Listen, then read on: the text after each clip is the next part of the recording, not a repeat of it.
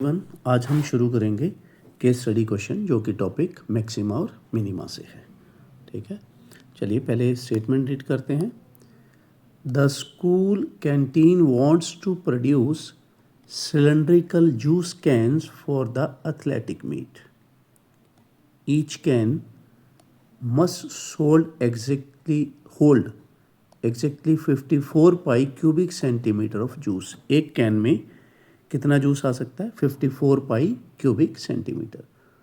To save cost they want to use the least amount of tin sheet to make each can. The can has both top and bottom, मतलब दोनों चीज़ें हैं, top भी है bottom भी है। Questions क्या है? Let the radius of the can be r centimetre and the height be h centimetre. Write the relation between R and H coming from the volume condition। ठीक है, तो अभी सबसे पहले बच्चों हमें क्या दिया हुआ था? ये दिया था वॉल्यूम, उसकी कैपेसिटी कैन की। ठीक है, तो यहाँ पे अभी मैं लिखता हूँ फर्स्ट पार्ट के लिए कि वॉल्यूम जो था मेरे पास क्या था? 54 पाई क्यूबिक सेंटीमीटर। ठीक है, अब पहले पार्ट में क्या बोला उसने? आर और एच के बीच का रिलेशन जो कि वॉल्यूम से आए, तो मैं पहले वॉल्यूम का फॉर्मूला लिखूंगा। सिलेंडर के वॉल्यूम का फॉर्मूला क्या होता है? पाई आर स्क्वायर एच। यहाँ पे हम क्या करेंगे? वॉल्यूम की वैल्यू जो हमें गिवन है 54 पाई, वो मैं रख दूंगा और इसको ऐसे ही रहने दूंगा। ये पाई कट हो गया बच्चों, और मैं आर स्क्वायर को इधर ले आता हूँ, तो मैं ये बोल सकता हूँ कि this is the relation between h and r. तो ये हमारा फर्स्ट पार्ट इस तरह से ख़त्म हो गया। अब आगे रीड करते हैं। Write the total surface area s, area of tin required, जहाँ जहाँ टिन लगा वो सरफेस एरिया ही है, in terms of r and h. ठीक है, अब क्या करना है? सरफेस एरिया का सिर्फ फॉर्मूला ही एक तरह से पूछा है। सरफेस एरिया में क्या आएगा? एक तो आएगा 2 पाई आर स्क्वायर, क्योंकि बॉटम पे भी सर्कल है बच्चों, ऊपर भी सर्कल है, और फिर आएगा कर्व्ड सरफेस एरिया, वो क्या होता है? 2 पाई आर एच।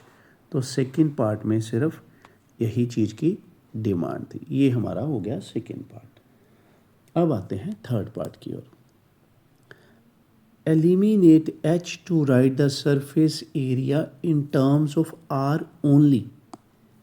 एच को एलिमिनेट करने के लिए बोला गया है, और सरफेस एरिया क्या चाहिए? सिर्फ आर में। तो इसके लिए बेस्ट क्या है कि ये वाली वैल्यू आप यहाँ में रख दो, तो यहाँ पे थर्ड पार्ट के लिए सही रहेगा। देखिए करते हैं हम, ये देखिए 2 पाई आर, एच की जगह पे, सिर्फ एच की जगह पे आप क्या रख रहे हो?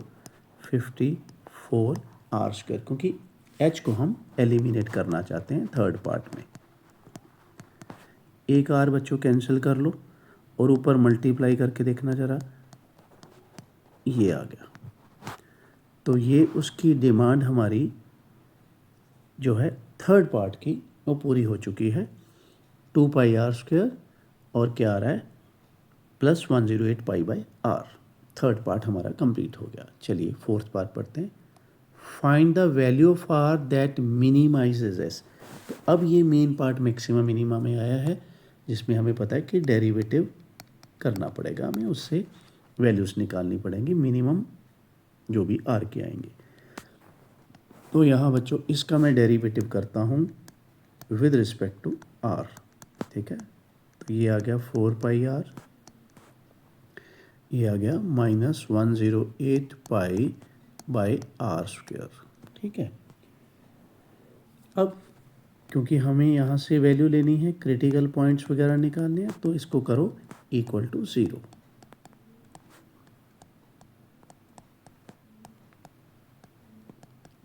ऐसे करो, उसके बाद एक टर्म को मैं उधर ले जाऊंगा 108 पाई बाई आर स्क्वायर।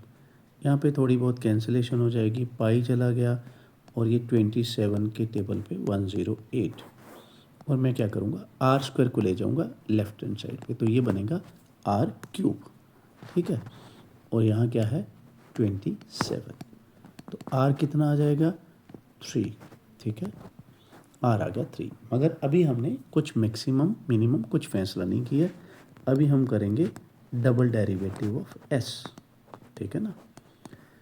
किसका करें, यहाँ से, ये थोड़ा इजी हमारे लिए। चलिए 4 पाई, अब डेरिवेटिव ये आ जाएगा हमारा, जैसे बच्चों को डेरिवेटिव तो आता ही है, तो ऐसे डेरिवेटिव का ये वाला स्टेप हो जाएगा, ठीक है। और ये बना है हमारा 4 पाई प्लस 216 आर क्यूब के साथ है पाई।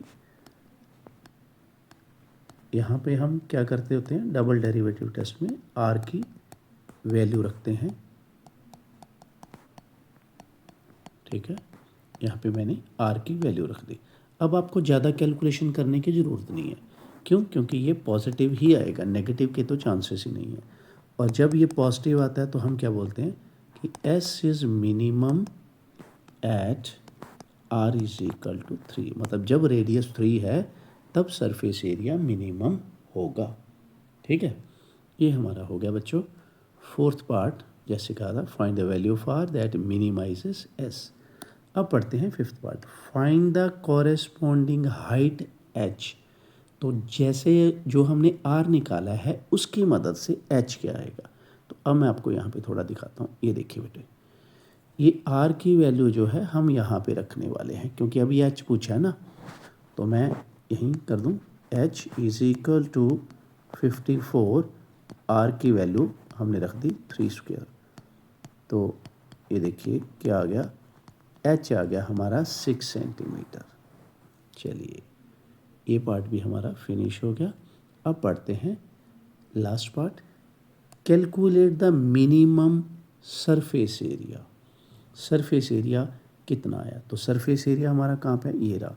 तो अब मैं आर की वैल्यू अगर यहाँ पे रख दूँ बच्चों, तो मेरा ये फिफ्थ पार्ट बड़ी आसानी से हो जाएगा। चलो यहीं पे करता हूँ मैं भी, 2 पाई, आर की वैल्यू रखो 3, 108 पाई, आर की वैल्यू रखो 3, ठीक है।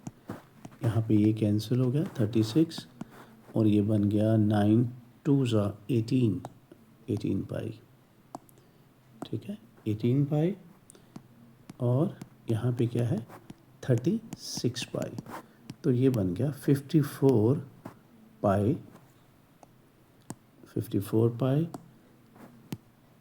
Square centimetre.